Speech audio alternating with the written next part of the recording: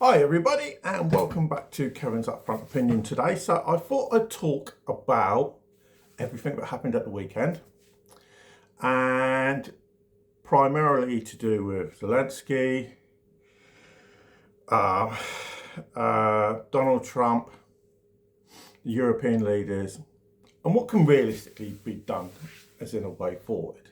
So obviously everybody saw the car crash meeting of Donald Trump, J.D. Vance, and Vladimir Zelensky, or Vladimir Zelensky. Now, is it any surprise that happened? Not really. You know, like I said the other day, you know, was it a good thing that it's done live? Yeah. Because people could see Donald Trump for who he truly is and the type of person he is.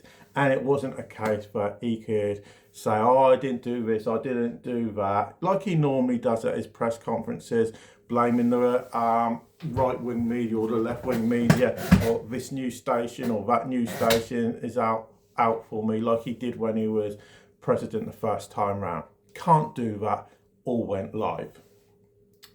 You know, obviously everybody knows he got kicked out of the White House and came running back to Europe to come sulk into Keir Starmer and Macron in Paris, and obviously saw a lot of the European leaders in London yesterday. Okay, and obviously it's come out since that now Donald Trump is calling for him to resign. Great. Is that really realistic? Does Donald Trump ever think, before he says anything, how on earth is Zelensky supposed to resign? His country's at war. Probably half his population are spread around the world. How on earth does he do an election? What's he supposed to do? Phone up Putin and say, hi Putin, do you mind if we have a ceasefire for a month? Just so, you know, we can run an election, you know, get everybody debating on TV, you know, the opposition and everything. Come on, get real. He can't resign. But I'll come back to that in a minute. So, they had the meeting yesterday, and I believe Macron, Keir Starmer, and the Italian Prime Minister or President, whatever he is, have basically said, we're going to try and find a way forward and then take that to Donald Trump and see if he okays it and agrees to it. What is this? Bloody school time or something? The reality is, no matter what Europe decide, Donald Trump ain't going to agree to it. And it's like I saw podcasts over the weekend. Saw a lot of podcasts. And they all said, there's only one reason Donald Trump is agreeing with Putin at the moment and allying with him. Because America and Russia do not like each other for one single second. Donald Trump wants to stop a third world war. And I don't personally like Donald Trump a great deal. I don't detest him, but he's right to want to stop a third world war. He's right not to want Ukraine in NATO. And a lot of people would say, why wouldn't you want Ukraine in NATO and help them with defence? Well, the fundamental problem is they're at war with Russia. And if, say, for instance, we admitted them into NATO today we would end up at war with Russia, which would drag America, Canada, France, Germany, Italy, and every single NATO country to war. You would start a third world war today. So the reality is, you can't admit him in. And even if Zelensky, as he stated, I will resign if we get entered into NATO. We can't accept them into NATO. If you don't want war, you can't have Ukraine, as things stands, into NATO.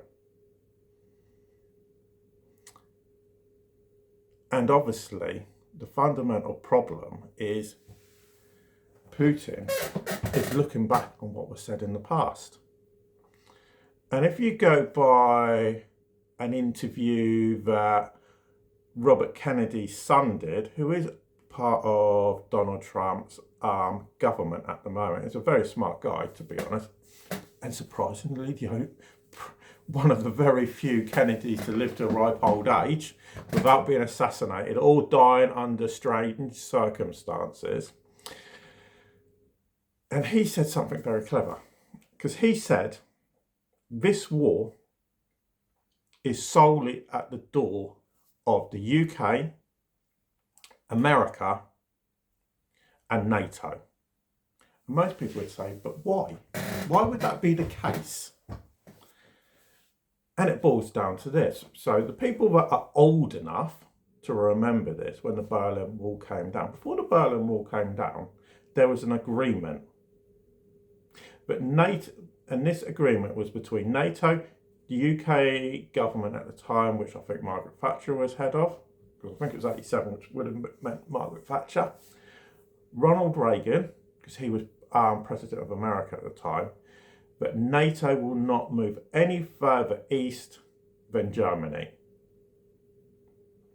And over the last, 38 years almost, what have they done? They've moved further east. So the problem is, Putin's holding them to that word. There's enough countries already bordering Russia when it comes to NATO as it is. And he doesn't like NATO.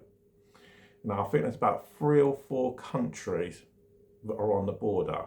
So does Putin want another country bordering his country, which is NATO? Nope, not a chance. So, is it likely that he would agree to peace if it was under the ground that Ukraine could join NATO? Not a chance in hell. So, then it boils down to, what is the answer? What can be done to end this war? Well, it's like I've put out a blog, which is on Blogspot at the moment, so you can go and read that if you want. And the reality is, you've got to get Putin and Zelensky around the table. Not Donald Trump, one of his equivalent of foreign secretary, and the Russians' equivalent, and then Zelensky down the river. You've got to get Zelensky and Putin around the table. And they're both going to have to give a bit of ground. And then if they can do that, then in my view, there's no reason you can't have peace at the end of the day. There's no reason why nobody else has to die. You know, it may be a case that he has to be willing to accept he's not going to get Crimea back. He may be, Putin may be willing to accept him in the European Union. I know a lot of people don't like the European Union, but it might help rebuild that country, becoming a member of the European Union. But the one thing I don't think he's going to be able to do, no matter how much he goes on this bandwagon, is become a member of NATO. Maybe an agreement could be made where, if Ukraine come at risk, NATO countries have come to support him.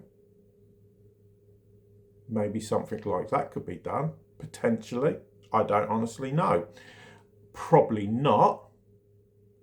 But other than that, Zelensky's got to have a long, hard look at himself and decide, does he really want peace?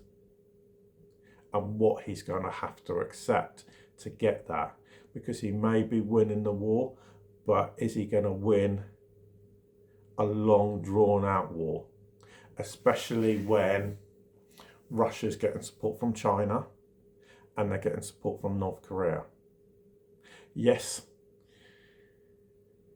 Ukraine may be getting support from European countries, and them European countries may say that they will be willing to support them, and don't think America will carry on doing it for much longer, because Donald Trump doesn't want to be involved in wars anyway. So it is going to be a case of he's going to have to rely on Europe, and I don't see any other way. So at the moment, I see he's going to have to give up some things to end this, or he's going to be going for a very long war against Russia. So that's my take on it. Let me know what you personally think in the comments down below. But for now, thanks for listening, and I'll speak to you again a bit later.